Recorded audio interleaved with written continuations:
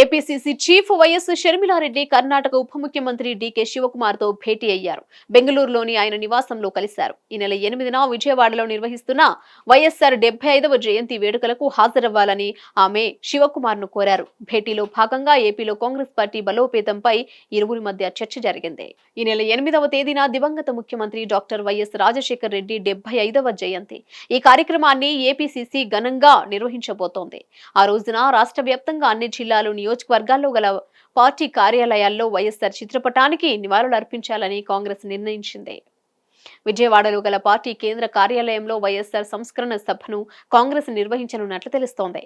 YSR Congress party వైపు మళ్లీ Congress vote బ్యాంకును ఆకర్షించడంలో భాగంగా వైఎస్ షర్మిల ఈ జయంతి కార్యక్రమాలను ప్లాన్ చేస్తున్నట్లు చెబుతున్నారు.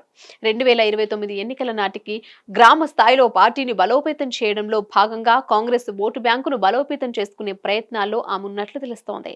మొన్నటి ఎన్నికల్లో వైఎస్ఆర్సీపీ ఓటమి పాలు కావడం 11 సీట్లకే పరిమితమైన నేపథ్యంలో దానికి ప్రత్యామ్నాయంగా ఎదగాలనేది షర్మిల పట్టుదలగా ఉందని చెప్తున్నారు. ఇందులో భాగంగా తలపెట్టిన వైఎస్ఆర్ జయంతి కార్యక్రమాల్లో పాల్గొంటూ డీకేను ఆహ్వానించారు షర్మిల.